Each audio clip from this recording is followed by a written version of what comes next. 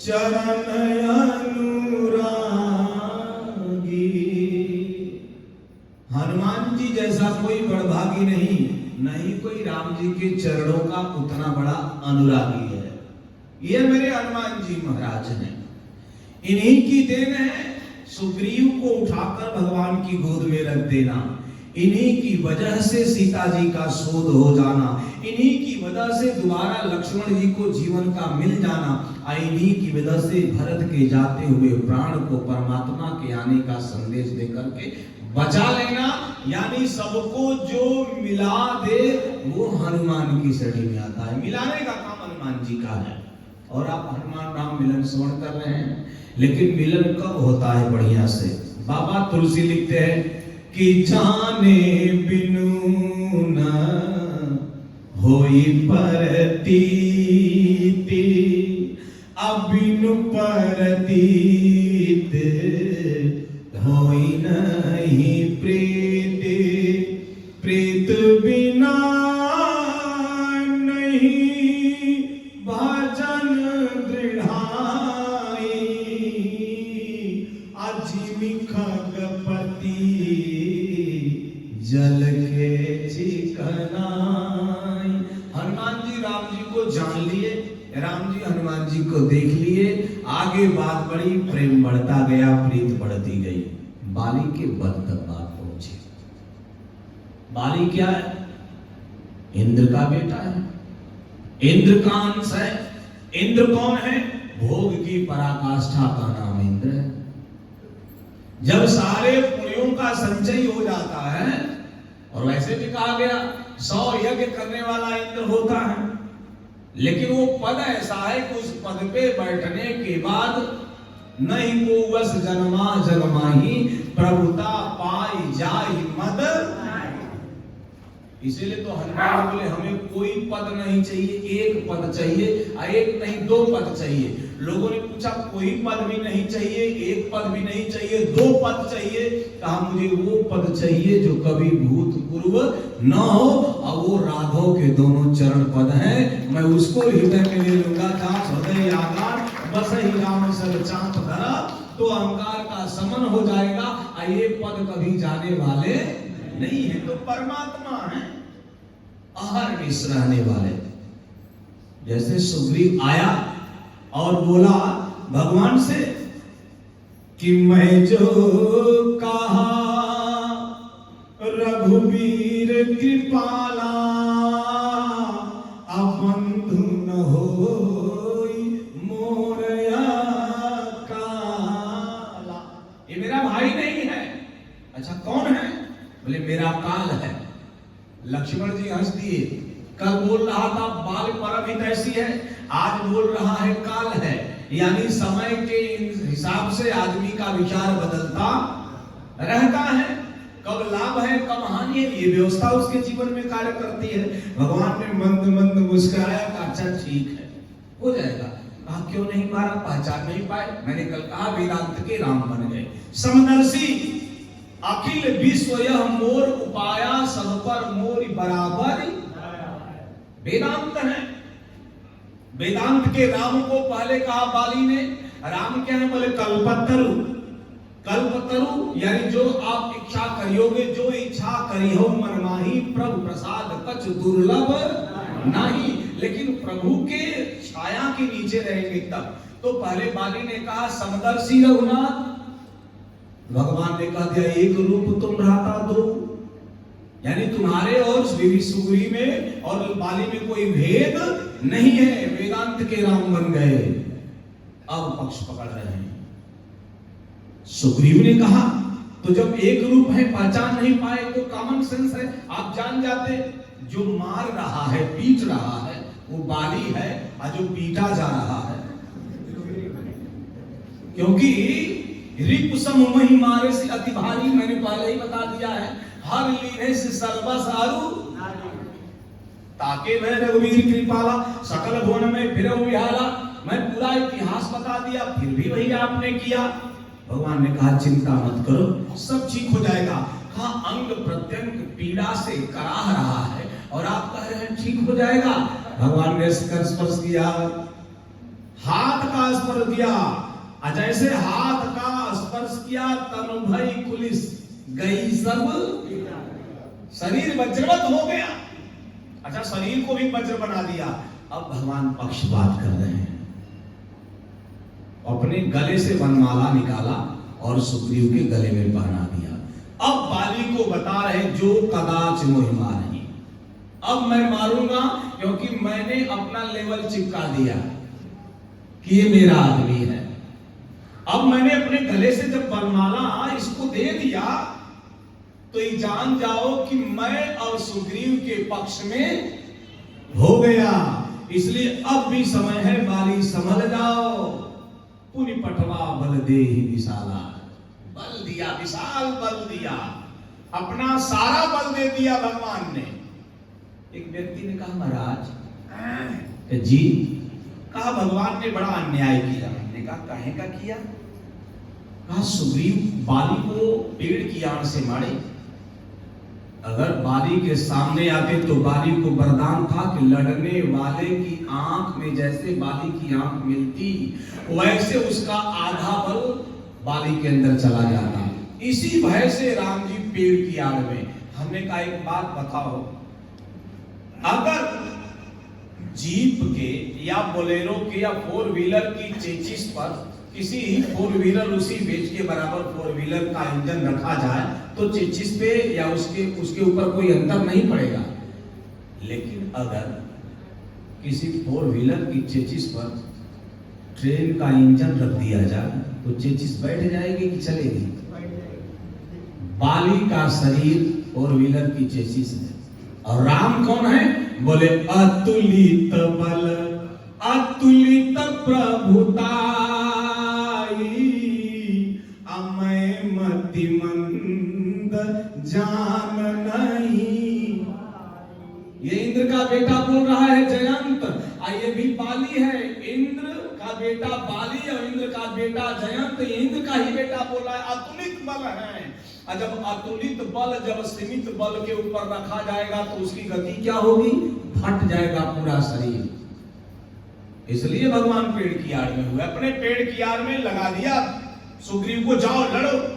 अच्छा, हम लोगों के अंदर बड़ी समस्या होती है। सुग्रीव को मिल गया भगवान का बल, उसे क्या करना चाहिए था? अपना पहले बल लगाना चाहिए था भगवान का। लेकिन बाबा तुलसी कहते हैं कि बहु छल, पहले क्या लगाया सुग्रीव? छल लगाया। जीव का स्वभाव है भगवान पे अविश्वास करना। जल्दी भगवान पे जीव का विश्वास नहीं होता है, और जब विश्वास हो गया तो परमात्मा 100% उसकी सहायता करते हैं। लेकिन हम लोगों का विश्वास जल्दी होता ही नहीं है। भगवान ने अपरिमेय बल दिया, जाओ युद्ध करो। और सुग्रीव जीव पहले क्या किया? बहु छल, पहले छल लगाया। जब छल लगाया तो भगवान के बल से विश्वास, जब विश्वास हट गया तभी तो छल लगाया। विश्वास रहता कहता भगवान का बल है तो छल लगाने की जरूरत नहीं है। लेकिन अपना स्वभाव जीव का है चालाकी वाला, उसने लगा दिया। हम लोग बड़े चालाक के। बनारस के पंडित जी, एक राजा ने घोषणा किया कि जो बता देगा मेरी पत्नी को पुत्र होगा कि पुत्री, उसको ढेर सारी संपत्ति दी जाएगी। आज जो गलत बताएगा उसका सर धड़ से कलम। एक बनारस के पंडित जी बड़े तेज पहुंचे, कहा मैं बताऊंगा। कहा बताओ। चिट लगाया, पेपर पे लिख दिया, कागज पे फोल्ड कर दिया, राजा को दिया। कहा जो होगा वही लिखा होगा, लेकिन जब हो जाएगा तब इसको खोलना।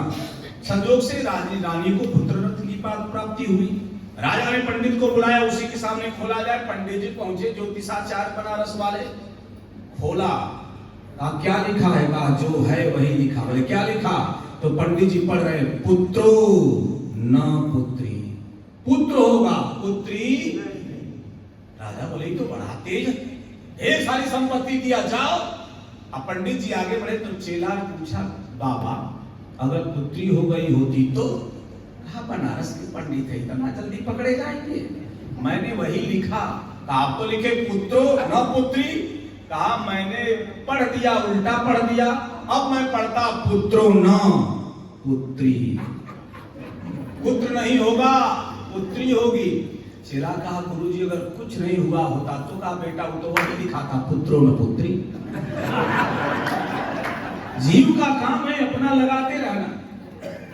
शिव के प्रति भी छल, भगवान ने बल लगाया ही लगा दिया छल, और जब छल लगाया तो बहु छल बल सुग्रीव कर हीर हारा भयमान, हार गया।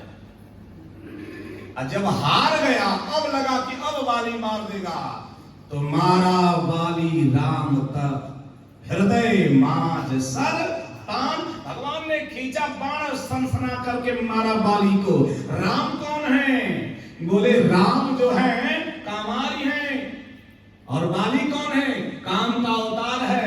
उठा करके जो शंकर है वही राम है, भेद नहीं है। मारा बाण जाकर के सरसरा करके बाली के कलेजे में बाण लगा, बाली दादाशाही हो गया, गिर पड़ा।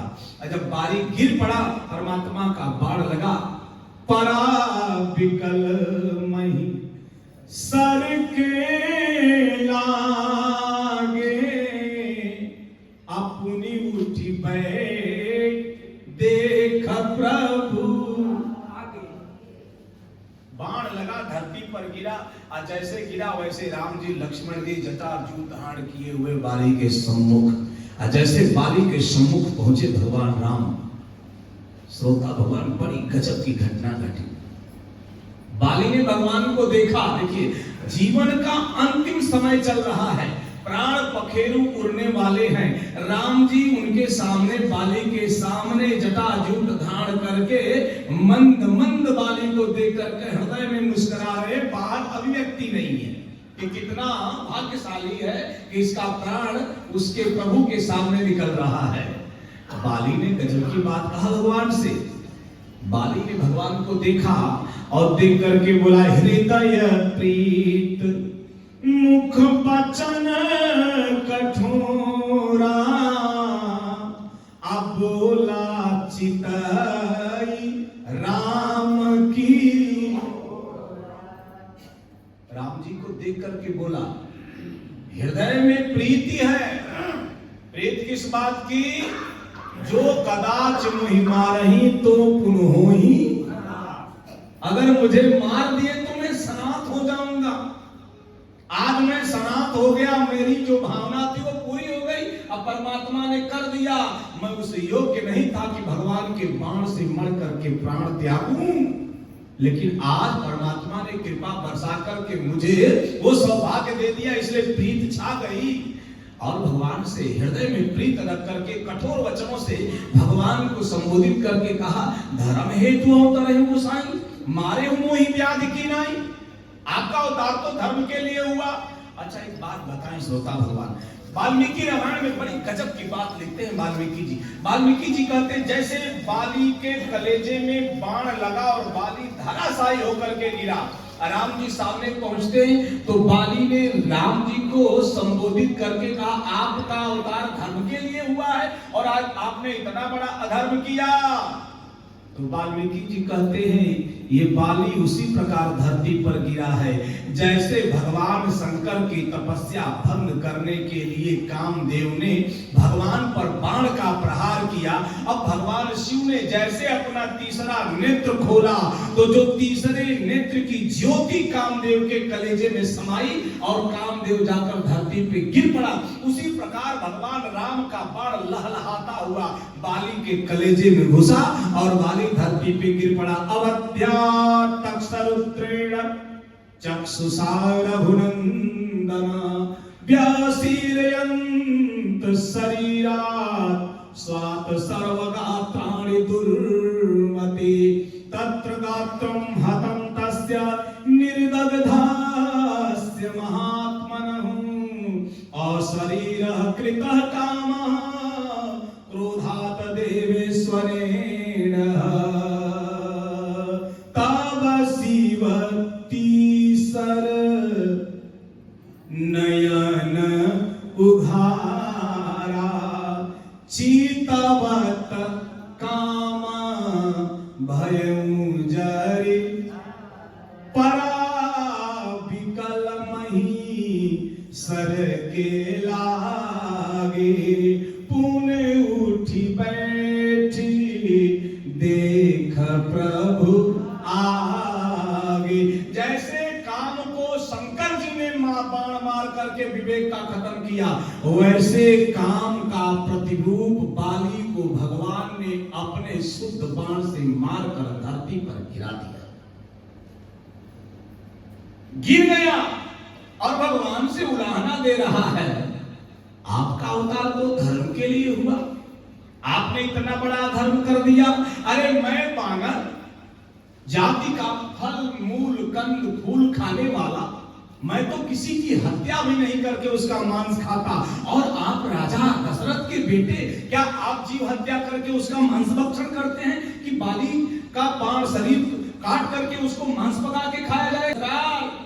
5 नख वाले जानवरों को भी 5 ही जानवरों को मारा जाता है जो मांसाहारी होते हैं, जिसमें गैंडा हो गया, गो हो गया, ऐसे 5 जीव हैं। और बंदर तो अवध्य है, उसका मांस नख और उसका रोम भी अछूत माना गया है, और आपने ऐसे बाली को मार दिया। मैंने कौन सा अपराध कर दिया?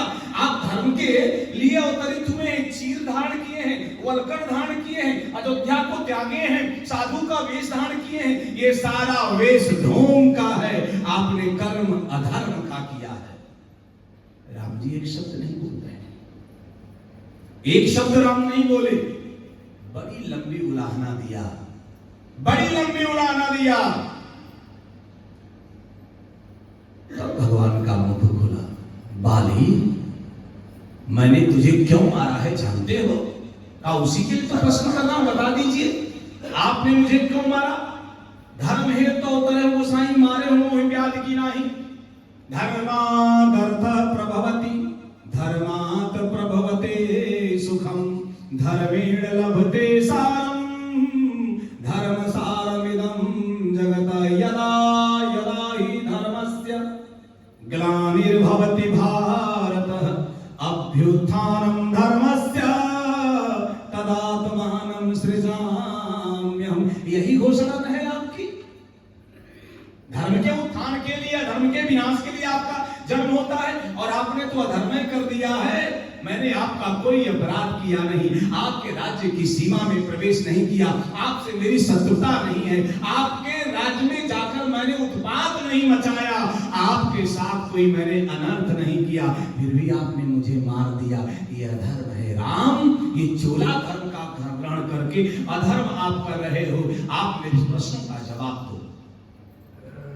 अब देखो, जीना और मरना दोनों बाली से सीखना है। गोस्वामी तुलसी दोनों बताते हैं कि जिया कैसे जाए और जीवन से जाया कैसे जाए। भगवान ने बाली को इंगित करके कहा, मैं बताऊं तुमको मैंने क्यों मारा? कहा क्यों मारे? कहा अनुज बधू भगनी सुत नारी, सुन 60 कन्या सम ये चारी, इन्हीं कुदिष्ट बिलोकई जोई, ताही बधे कछुपा। ये 4 बेटियों के सामान्य हैं। अनुज बधू छोटे भाई की पत्नी, भगनी बहन, सुत नारी बेटे की पत्नी और बिटिया, ये 4 एक जैसे। इन्हीं कुदिष्ट बिलोकई जोई, ताही बधे कछुपात न होई। बाली ने कहा, इनमें हमने किसके साथ अपराध किया कि आपने दंड दिया? इन 4 में मैंने किसके साथ अपराध किया? भगवान ने कहा, सुनो अब मैं तुमको बताता हूं। इन 4 में अपराध किसके साथ किया? कहा किसके साथ किया? भगवान ने कहा, अनुज बधू, तुम्हारे छोटे भाई की पत्नी का नाम क्या है? बाली ने कहा, रूमा नाम है। कहा वो किसके साथ पास है? कहा उस किष्किंधा के राज प्रासाद में पड़ी हुई है।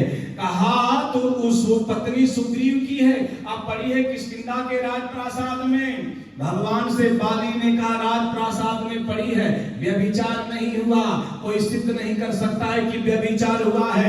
भगवान ने कहा व्यभिचार होना ही पाप है। बाली ने कहा हाँ। भगवान ने कहा, मूर्ख, पति और पत्नी को अलग कर देना भी महान पाप है, सो पाप तूने किया है। पति और पत्नी का बिछोड़ कर देना ये महान पाप है जो तूने किया। भगनी, बहन। कहा बहन के साथ मैंने अपराध कौन सा किया? भगवान ने कहा सुन, मैं बताता हूं तुझे। एक बार तू अमृत की तलाश में नागलोक गया। कहां गया था? नागलोक जब तू गया था तो नागलोक में जब तू प्रवेश कर रहा था, नागों ने तेरे ऊपर विष का दमन किया। बाली ने कहा किया। कहा विष तेरे शरीर में व्याप्त हो गया। कहा व्याप्त हो गया। कहा उस विष से बचने के लिए नागलोक से सीधे तू इंद्रलोक अपने पिता के यहां पहुंचा। कहा पहुंचा। कहा वहां इंद्र ने तुम्हारे विष का समन कराया। कहा कराया। कहा तेरी सेवा में इंद्र की बिटिया जयंती लगी। कहा जयंती ने सेवा किया। का एक दिन की बात है, बाली जयंती सेवा कर रही थी और तू स्वस्थ हो गया था और जयंती सजकर आई थी। तेरी निगाह जयंती के प्रति गंदी हो गई और जब गंदी हो गई तो जयंती ने जाकर इंद्र से कहा और जब इंद्र से कहा, इंद्र को क्रोध आया और इंद्र ने अपना वज्र उठाकर तुझे मारने का प्रयास किया। तू वहां से भागा कि नहीं भागा? बाली ने कहा भागा। कहा भगनी के साथ अपराध हुआ कि नहीं हुआ? भगनी के प्रति दोष दृष्टि पैदा हुई, ये भी महान पाप है। वो तेरी बहन है, तू इंद्र का बेटा है और वो जयंत की बेटी जयंती है, तो तेरी बहन है। ये अपराध तूने किया। बाली निरुत्तर। सुतनारी बेटे की पत्नी के साथ कौन सा मैंने अपराध किया? भगवान ने कहा किया। जब तू स्वर्ग से लौट रहा था, पंपा सरोवर के नीचे पुष्करणी में सरोवर है। कहा उसमें नीले नीले इंदिवर खिले हुए, कलरव करते हुए पक्षियों का झुंड विहार करता। उसके जल से सुगंध आती और उसमें तेरी बहू अंगद की पत्नी सखियों के साथ स्नान कर रही थी और तू स्वर्ग से लौट करके आ रहा था। तू सरोवर के किनारे गया, स्नान करती हुई अपनी बहू को देख करके तेरी नीयत खराब हुई और तेरे मन में पाप आया। तो तुझे याद आया कि इंद्र के यहाँ भी पाप हुआ, यहाँ भी पाप पैदा हो रहा है। वहां से तू हटा और भगा। ये दृश्य अंगद की पत्नी ने देखा। अपने सखियों को समेटकर वस्त्र को धारण करके किनारे हुई थी कि नहीं? बाली ने कहा मौन होकर के सही है। सारे दृष्टांत भगवान ने जब दे दिए तब बाली ने कहा सुनहु स्वामी।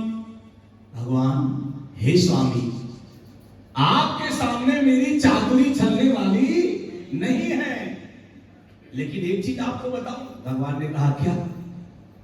प्रभु अजहूं मैं पापी, अब भी मैं पापी हूं। अंत काल गति तोर, आप मेरे सामने खड़े हो, इसके बाद भी पापी हूं। ये पहला उदाहरण। दूसरा, भगवान ने कहा दूसरा अपराध तेरा कौन सा है? बाली बताओ। बाली ने कहा बताइए। भगवान ने कहा कि मूढ़ तो ही अतिशय अभिमाना, नारी सिखावन करसीन काना। मूढ़, तेरे अंदर बहुत अभिमान है। बाली ने कहा मुझे कौन सा अभिमान है? कहा तूने अपनी पत्नी की बात को नहीं माना। बाली बड़ा जोर से हंसा। कहा सरकार मैं अपनी पत्नी की बात को मानूं या न मानूं, ये मेरे वध करने का कारण तो नहीं है। अब कोई अपनी पत्नी की नौ बात माने और पड़ोसी जाके उसको 2 थप्पड़ मारे तो कोई भी कहे भाई वो अपनी पत्नी की बात नहीं मान रहा है, तू मारने वाला कौन है? स्वाभाविक सी बात है। लेकिन भगवान यहां बहुत बड़ी बात कह रहे हैं, ध्यान दीजिएगा। भगवान बाली को बता रहे हैं कि तू मुझे पहचान, मैं कौन हूं। तेरी पत्नी ने तुझे कहां रोका? बोले अंतःपुर में रोका। अंतःपुर कहां है? बोले किष्किंधा के राजप्रसाद में। मैं कहां हूं? प्रवर्षण गिरी पर। मैं प्रवर्षण गिरी की गुफाओं में सेवकों के बीच में हूं और तेरी पत्नी तुझे रोक रही है किष्किंधा के अंतःपुर में, राजप्रासाद में। और रोक करके कहा कि सुनपति जिन्हीं मिले सुग्रीवा, ते दो बंधु तेज बल सीवा, कौशलेश सुत लक्ष्मण रामा, कालव जीत सकहीं। पत्नी ने रोका तूने पत्नी की बात तो नहीं माना। यानी मैं तुमसे बता रहा हूं बाली, तेरी बात अंतःपुर में हो रही है, अब मैं प्रवर्षण गिर पर सुन रहा हूं। यानी मैं तुमको बता रहा हूं कि तुम मुझे जान, मैं कौन हूं। कहा कौन हूं? कहा ये तो मैं तो बिनु पग चलई सुनई बिनु काना, अकर बिनु करम करई विधि नाना, आनन रहित सकल रस भोगी, अबिनु बाणी बक्ता बड़। मैं बिना कान का सुनता हूं। अब बिना कान का जो सुनता है वो कौन है? बोले वह जो कण कण में व्याप्त परमात्मा है वो मैं हूं। जब तू जान गया, इसके बाद भी तूने पत्नी की बात को नहीं माना, ये तेरा अपराध है, मुझे जान, मैं दंड देने वाला हूं। और आजकल पृथ्वी के राजा भरत हैं, अब मैं भरत का प्रतिनिधि हूं। अब भरत के राज्य में जो अपराध करेगा उसे दंड मिलेगा। तीसरी बात, भगवान ने बड़ी गजब की बात कहा। बाली से कहा, बाली तेरा सबसे बड़ा अपराध जानते हो क्या है? बाली ने कहा कौन सा? अब आप श्रोता भगवान जानो, बाली रहने वाला कहां? भारत का। अन्न कहां का खाता? भारत का। जल कहां का पीता? भारत का। राज्य कहां पे करता? भारत में। कोष कहां इकट्ठा करता? भारत में। कर कहां से लेता? भारत में। राजाओं पर आधिपत्य कहां जमाता? भारत में। मित्रता कहां करता? विदेशी आतंकवादी रावण से, लंका से मित्रता है। और रावण क्या है? बोले रावण ने भारत में 2 पुलिस चौकियों की स्थापना किया, एक किया नासिक में, दूसरा किया बक्सर में। इन दोनों पुलिस चौकियों की स्थापना करके अपने सैनिकों के माध्यम से यहाँ के राजाओं पर बलात् दबाव दे करके धन अपहरण करता, कर लेता और उस कर को लंका में लगाता, राज्य करता लंका में, कर लेता भारत के राजाओं से। अरे ऋषियों मुनियों से तो संतों के मुखों से सुना है, वो कर नहीं दे पाते तो उनके खून को लिया करता था रावण। ये अपराध रावण का। और तू भारत में रह करके रावण से मित्रता करता है। अगर बाली तू एक बार डांट देता तो रावण की औकात नहीं थी कि भारत में कदम रख करके भारतीय संस्कृति को नष्ट करने का प्रयास करता। तो राष्ट्रद्रोही है, इसलिए राष्ट्रद्रोही को मारना मेरा, मैंने तुझे मारा।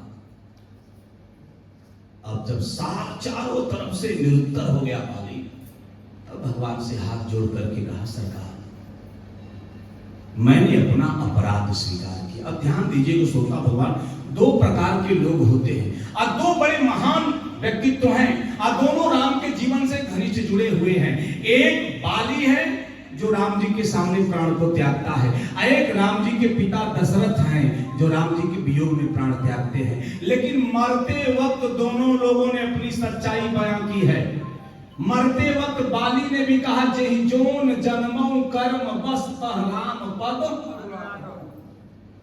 ये नहीं कहता है कि हमको अपने धाम में भेज दीजिए, जिस जोनी में अपने कर्म के वशीभूत होकर के जाऊं, यानी मैं जानता हूं मेरा कर्म कैसा है, मैंने कौन सा कर्म किया है, सारा मरते वक्त बाली ने स्वीकार किया।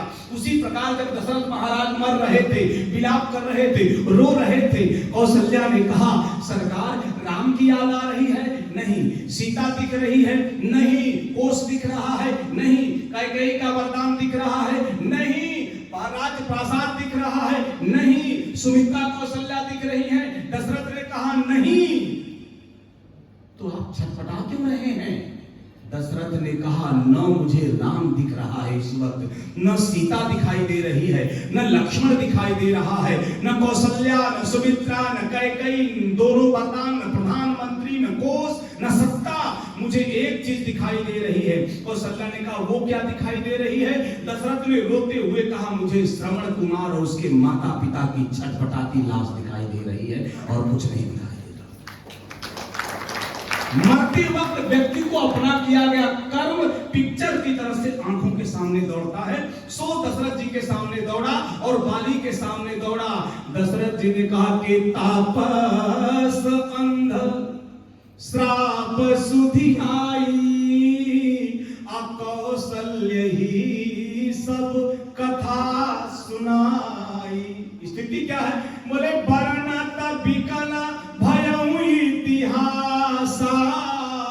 इतिहास जब वर्णन करने लगे कि मैंने कैसे मारा श्रवण को, कि उसके माता पिता कैसे छटपटा करके मरे, कैसे श्राप दिए, तो बेचैन हो गए राजा दशरथ। और मरते वक्त अपना किया गया पाप कौशल्या के आंखों के सामने वर्णन कर दिया। उसी प्रकार मरते वक्त बाली ने अपना किया गया पाप भगवान के सामने निवेदित कर दिया। अच्छा, ये भगवान के सामने पाप क्यों को मिल दिया भैया? इससे हम एक चीज सीख सकते हैं। भगवान के सामने बाली ने अपना पाप क्यों कहा? हम लोग तो अपना पाप कहा, यानी भगवान कौन से अपराध का दंड दे रहे हैं? आप ही के अपराध का दंड और हमारे किए गए कर्म का दंड हमारे सामने आता है। किसी दूसरे के किए गए कर्म का दंड हमारे सामने नहीं आता है, लेकिन हम लोग उसको अस्वीकार करते हैं। अब ध्यान दीजिएगा, बाली का किया गया कर्म बाली के सामने है, कैसे है? अब क्यों भगवान से कह रहा है प्रभु अजहू मैं पापी, अब भी मैं पापी हूं, अंत काल गति तोर। भगवान ने कहा वो कैसे? बाली ने कहा सरकार आपका तो बाना है का कौन? तुम्हें आपका बाना है कि सन्मुख होई जीवन ही जबाई, तो जन्म कोटि आधा नासई तबही सन्मुख होई। जैसे भगवान जीव भगवान के सन्मुख होता है, करोड़ों जन्मों का पाप नहीं, पाप का नाम अग है, समाप्त हो जाता। कैसे? एक छोटी सी बात बताओ। शास्त्र कहता है वत्स्य दोषाम लाति गृहणाति सवत्सला। वत्स्य दोषाम लाति गृहणाति सवत्सला। वत्स माने बछड़ा और वत्सला माने गौ, है ना? वत्स माने बछड़ा और वत्सला माने गौ। अब भगवान कौन है? बोले भक्त वत्सल है। भगवान कौन है? बोले भक्त वत्सल। अब गौ को ध्यान दीजिएगा श्रोता, भगवान गांव में या जहां भी शहर में भी गौ जब बच्चा देती है, और जैसे गौ का बच्चा धरती पर गिरता है वैसे गौ मां घूम जाती है। अब घूमकर उस बच्चे को चाटती है। बच्चे की क्या स्थिति है? बोले बच्चा गंदगी में लिपटा हुआ है गौ का, वो वत्स गंदगी में लिपटा है, आप छूने की हिम्मत नहीं करोगे। उस गंदगी में लिपटे हुए बच्चे को अपने जीभ से चाट करके गौ निर्मल कर देती है, और उसकी गंदगी अपने अंदर वत्सस्य दोषाम लाती गृहणाति सवत्सला, जो अपने बछड़े के दोष को अपने अंदर ले लेती है और बछड़े को निर्मल कर देती है, वो होती है गौ। अब बछड़ा निर्मल होकर के धरती पर दौड़ने लगता है। उसी प्रकार जब हम अपने पापों को लेकर के ठाकुर के सामने खड़े हो जाते हैं, हे ठाकुर मैंने बड़ा अपराध किया है, आप मुझे क्षमा करो, परमात्मा हमारे सारे पापों को खींच करके अपने अंदर ले लेता है और हमें निर्मल करके मुक्त कर देता है। इसीलिए बाली ने भगवान से सारे पाप निवेदित हम करते नहीं है साहब, लेकिन बाली ने एक बड़ी गजब की बात किया। जब भगवान ने कहा बाली मैं तुम पर बहुत प्रसन्न हूं, क्यों? कहा मरते वक्त तूने अपने सारे पाप स्वीकार कर लिए कि तुमसे ये पाप हुआ। कहा जो किया वो स्वीकार। भगवान ने कहा अब जब आदमी अंदर से पश्चाताप की अग्नि में जल करके स्वाहा कर देता है पापों को, तो निर्मल हो जाता है, तू अच्छा हो गया। इसलिए हे बाली अचल करऊं तन राखूं प्राणा, बाली कहा सुन कृपा निधाना।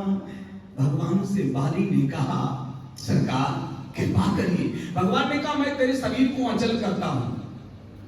बाली ने कहा तो? कहा मैं तुम्हें मरने नहीं दूंगा। बाली ने कहा फिर? भगवान ने कहा तू नहीं मरेगा, इसमें फिर की बात क्या है? बाली ने कहा फिर कभी नहीं मरूंगा। भगवान ने कहा नहीं ऐसा तो नहीं है, मरना तो पड़ेगा, जो जन्मता है वो मरता है। जो मरता है वो जन्मता है, मरना तो पड़ेगा ही, लेकिन अभी नहीं मरेगा। बाली ने कहा अच्छा मैं जब कभी मरूंगा आप मेरे सामने रहोगे? भगवान ने कहा इसकी कोई गारंटी। बाली ने कहा तो एक गोल्डन चांस मैं खोले वाला। जब मरना तय है कि इसके बाद भी मैं मरूंगा, तो अब ही मर रहा हूं, आप मेरे सामने हो, पता नहीं तब मरूं आप रहो या न रहो। वो तो वही बात हो गई, भीष्म पितामह का प्राण निकलने वाला था, कन्हैया मंद मंद मुस्कुरा रहे थे। कहा भीष्म पितामह ने सरकार इसी तरह खड़े रहो, कन्हैया मुंह लटका लिए। कहा मुंह क्यों लटका लियो कन्हैया? कन्हैया ने कहा पता नहीं कब तक ऐसे ही खड़ा रहना पड़े, इसलिए मुंह लटक गया। इस भीष्म पितामह ने कहा सरकार मैं लटका हुआ मुंह देख करके थोड़े प्राण छोड़ूंगा, मैं तो कन्हैया का मुस्कुराता हुआ मुंह देख करके प्राण छोड़ने की बात कर रहा हूं, लटका हुआ मुंह थोड़े देखूंगा। वैसे बाली ने कहा सरकार फिर मरूं आप न मिले, इसलिए जन्म जन्म मुनि जतन कराही, अंतराम कही आवत नाही। अनेकों जन्म आदमी जतन करता है और अंत में राम कहने को आ जाए तो बड़ा अच्छा, या तो अंत में राम का नाम लेकर के शरीर को त्याग करके परमात्मा के लोक में प्रवेश कर जाता है। गीता कहती है, गीता के 8वें अध्याय का 5वां एक श्लोक आता है, बहु आपको समर्पित है। इस श्लोक में कृष्ण भगवान अर्जुन से कहते हैं अंत काले च मामेवं अस्मरन् मुक्त्वा कलेवरं यह प्रयाति समद्भावं याति न तत्ते संशय। जो अंत काल में मेरा स्मरण करके शरीर को त्यागता है वो मेरे स्वरूप को प्राप्त कर लेता है, इसमें कोई संशय। तो अर्जुन जीव अर्जुन ने कहा अगर अंत में आपका ख्याल न आए तो छठा श्लोक कहते कि यम यम वापि अस्मरन् भावम त्यजयन्ते कलेवरम तम तमेवेति कौन्तेय सदा तद भाव भावितः। जो जिस भाव से भावित होकर के शरीर को त्यागता है वह उसी योनि में चला जाता है। एक संत ने, बड़े उच्च कोट के संत रहे, दक्षिण भारत के स्वामी रामसुख दास जी, उनसे एक संत ने पूछा महाराज अगर आदमी ने जिंदगी भर अच्छा कर्म किया, अब मरते वक्त उसे कुत्ते की याद आ गई, तब तो कुत्ता होगा यामति सागति। संत ने कहा हाँ कुत्ता तो होगा। उसी प्रकार जैसे कैमरामैन के सामने आप खड़े, कैमरामैन ने कहा इस्माइल प्लीज, आप मुस्कुराए और उसी वक्त आपके नाक पर मक्खी बैठ गई। अब आप हाथ नहीं लगा रहे हो, नाक टेढ़ी कर रहे हो कि मक्खी हट जाए, अब फोटो क्लिक हो गया तो फोटो तो वही आएगा जैसे नाक आपने टेढ़ी किया। अब फोटो में आपकी नाक सीधी नहीं की जा सकती। वैसे ही प्राण निकलते वक्त जो याद आएगा उसी योनि में आप चले जाएंगे, क्योंकि स्थूल शरीर को जब सूक्ष्म शरीर छोड़ता है तो सूक्ष्म शरीर में कारण शरीर होता है। अब कारण शरीर को स्वभाव कहते हैं, स्वभाव जैन कंता स्वयं निवक्ता स्वयं कर्मणा। आज स्वभाव के वशीभूत आदमी होता है। तो संत ने कहा अगर कुत्ते का ख्याल आया तो कहा कुत्ता होगा। कहा फिर अच्छे कर्म का मतलब क्या? उस संत ने कहा कुत्ता तो होगा लेकिन हबड़ा की गली में घूमकर डंडा खाने वाला नहीं। 1 करोड़ के गाड़ी में बैठी हुई मेम के हजारों की साड़ी में लिपटी हुई देवी जी के गोद का कुत्ता होगा, लाठी खाने वाला नहीं होगा। योनि तो कुत्ते की है लेकिन भोग उसके किए गए पुण्य का है। तो बाली ने कहा सरकार अंत में आपका स्मरण हो जाए, शरीर त्यागते आदमी आपके यहां चला जाता है, अब वो आप मेरे सामने खड़े हो और आप कह रहे हो चलो करो तो राखो प्राणा, इतना बाली पागल है। भगवान ने मुस्कुरा करके कहा तो कुछ मांग लो, बड़ा प्रसन्न हो तुम पर आज। मांग बाली तो क्या मांगता है? अब देखिए बाली गजब की बात मांगता है।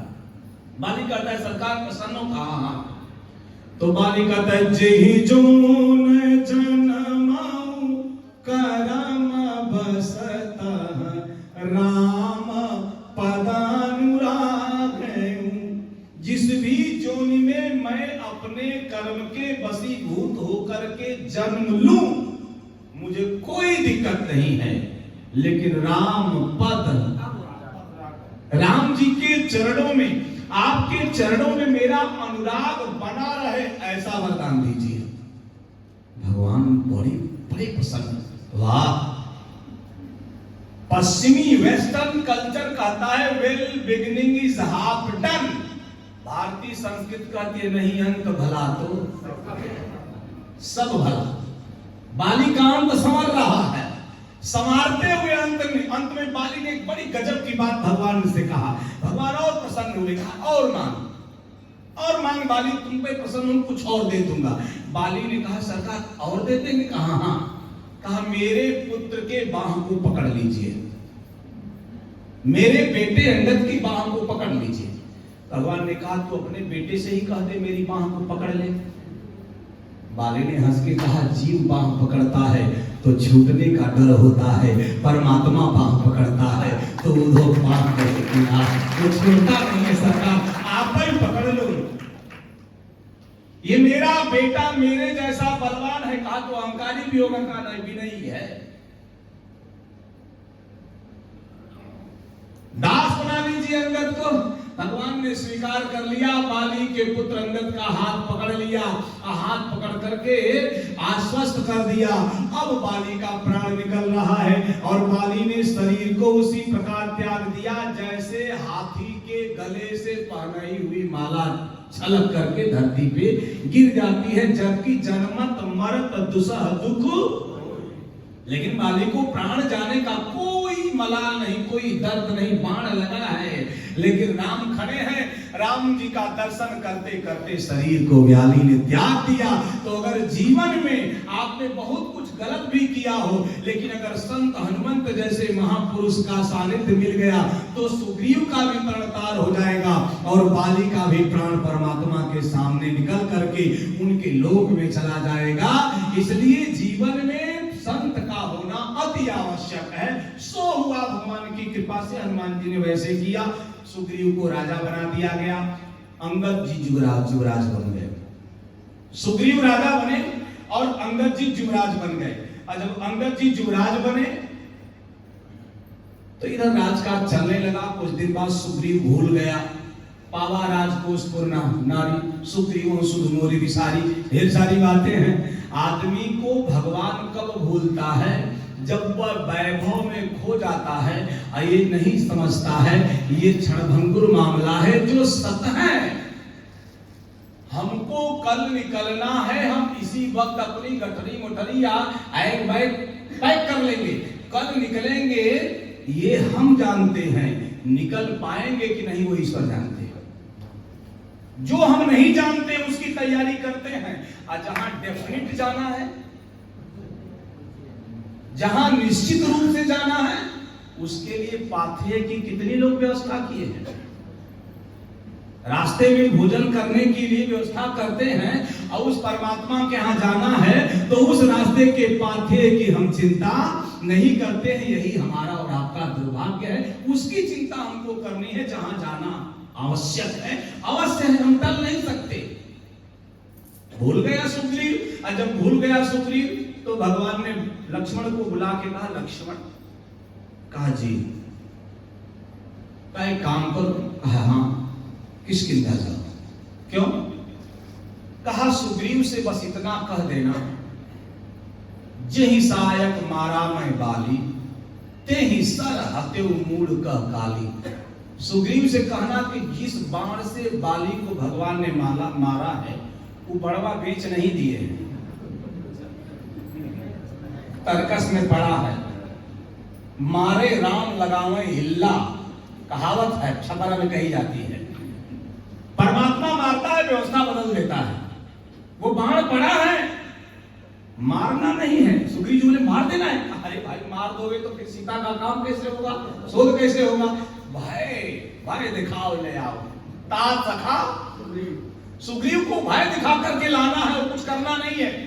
अच्छा, लक्ष्मण जी पहुंचते हैं, सुग्रीव को याद होता है, हनुमान जी याद दिला देते हैं, पूरी सेना लेकर के आकर भगवान के शरणापन्न हो जाता है और कहता है सरकार, नार नयन सर जाहि न लागा, घोर क्रोध निस्तम जो जागा, लोभ पास जयकर न बधाया, सो नर तुम समान।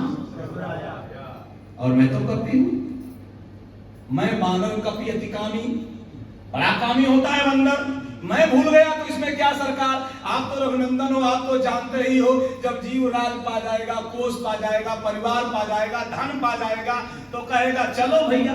जैसे किसी ने कह दिया सुबह कथा होती है, राजेश्वरानंद एक बड़ा सुंदर कहा करते थे, कहते थे कहीं कथा हो रही, किसी से कहे चलिए सुबह कथा हो रही है, काम से जा रहे हैं, अरे भाई अब तो दोपहर को हो रही है, काम से जा रहे हैं, अरे अब तो 5 बजे से 6:45 तक हो रही है, काम से जा रहे हैं।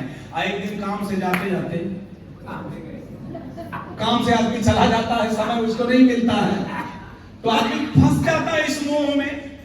हनुमान जी ने फिर याद दिलाया सुग्रीव को, खैर सुग्रीव आया, राम जी के पास शरणापन्न हो गया और भगवान से कहा अब काम आपका होगा। 4 टुकड़ी बनती है सीता शोध की। श्रोता भगवान अच्छे लोग हो, बड़े मन से आप सुनते हो, ईमानदारी से सोच लेना, जब लक्ष्मण जी राम जी को पता है कि सीता जी को चुरा करके रावण लंका ले गया है, तो 4 प्रकार के सेना की गठन की कोई जरूरत नहीं थी, सीधे लंका की तरफ कूच किया जाता। लेकिन राम जी दूसरा यहां बता रहे हैं, 4 प्रकार की टुकड़ी हुई, एक टुकड़ी सबसे अच्छी हुई जिसका नेतृत्व अंगद जी कर रहे हैं, और अंगद जी प्रणाम किए, आगे बढ़े, सबसे पीछे राम जी को एक महापुरुष प्रणाम कर रहे हैं, बाबा तुलसी। पवन तनय सिरुनावा, अजानी काज प्रभु निकट, भगवान ने पास बुला लिया, परसासीस सरोरुह पानी, अकर मुद्रिका दीन जन, भगवान ने मुद्रिका दे दिया। हनुमान जी से कहा बहु प्रकार से समझाए, कही बल विरह वेग तुम आए, वो तमाम बातें हनुमान जी से कह करके बिना करते हैं।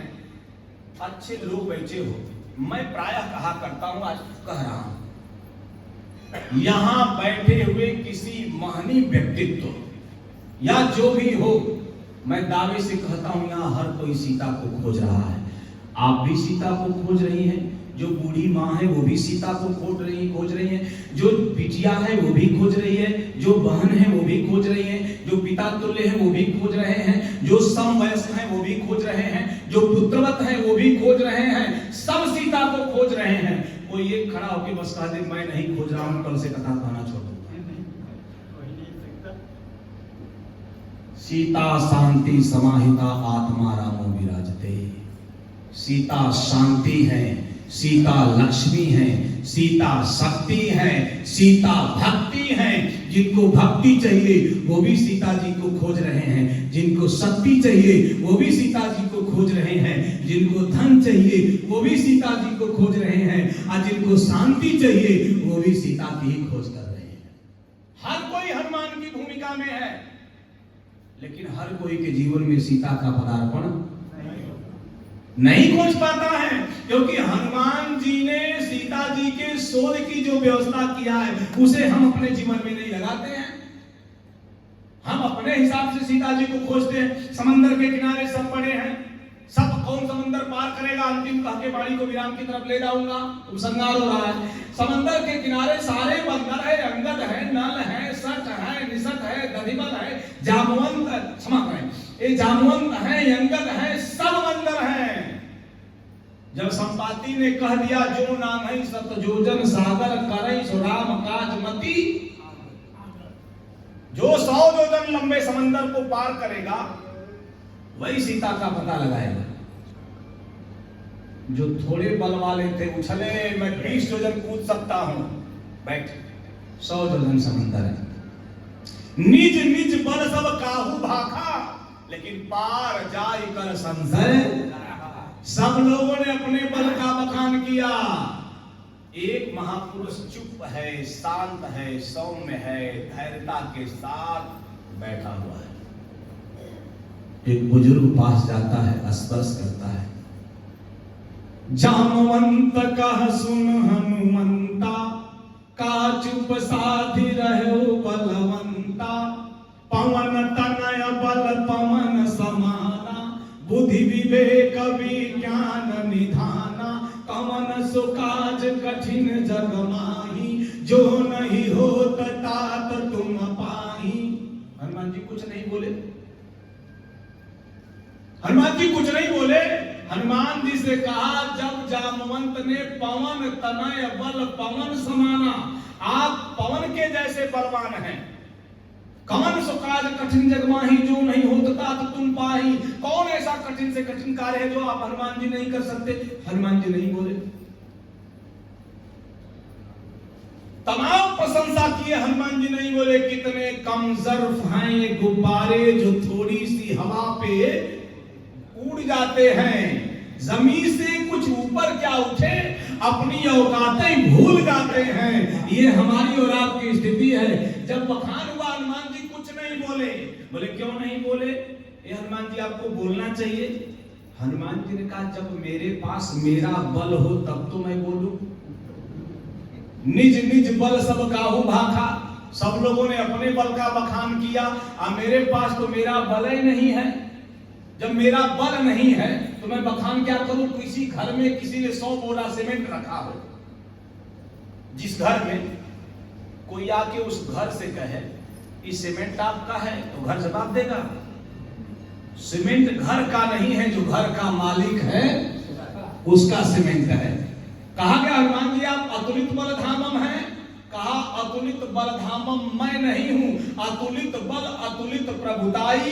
ये अतुलित बल भगवान का है। और वो भगवान कहाँ है? बोले जास हृदय आगार बसहि राम सर चाप। तो मेरे हृदयागार में अतुलित बल लेकर के भगवान बैठे हैं। और जिसके घर में भगवान बैठे हो, जब तक उस घर का दरवाजा नहीं खटखटाया जाएगा, तब तक वो आदमी उस घर से निकलने वाला नहीं है। नीचे की कोठरी में आप पूछोगे, खटखटा कर देते से बाहर निकलो, मैं नहीं निकलूंगा। मैं सेकंड फ्लोर के सेकंड नंबर कोठरी में, वहां खटखटाओगे तो निकलूंगा। हनुमान जी को कहा गया पवन तने बल पवन समाना, हनुमान जी नहीं निकले, क्योंकि उसमें है ये नहीं है। कवन सुकाज कठिन जग माही, जो नहीं होता तुम पाही। इस कोठरी में हनुमान जी है ये नहीं है, निकले नहीं। और जब जामवंत ने सही कोठरी खटखटाया, राम काज लगी तब अवतारा, तो सुनता ही भयम पर्वता। आप कोठरी में सही जगह जाकर के खटखटाया है, तब हनुमान जी निकले, क्योंकि हनुमान जी का अवतार राम के काम के लिए ही हुआ था। इसलिए हनुमान राम मिलन का मूल ये है। हनुमान जी हैं शंकर भगवान, और राम जी के परम स्नेही परम प्रिय हैं। जब तक राम के कार्य करने के लिए हनुमान जी को नहीं कहा जाएगा, तब तक हनुमान जी को प्रसन्नता होने वाली नहीं है। और दूसरी बात, ये संसार सागर के जैसा है। ये सागर कैसा है? आप समंदर के किनारे जाएं और आपको प्यास लगी हो, कितना गिलास पानी पिएंगे? अथाह जल का मालिक है, 10-5 गिलास पी लीजिए। जिसका ब्लड प्रेशर 110 होगा, वो 220 होने में देर, हार्ट फेल कर जाएगा, माइंड स्ट्रोक कर जाएगा।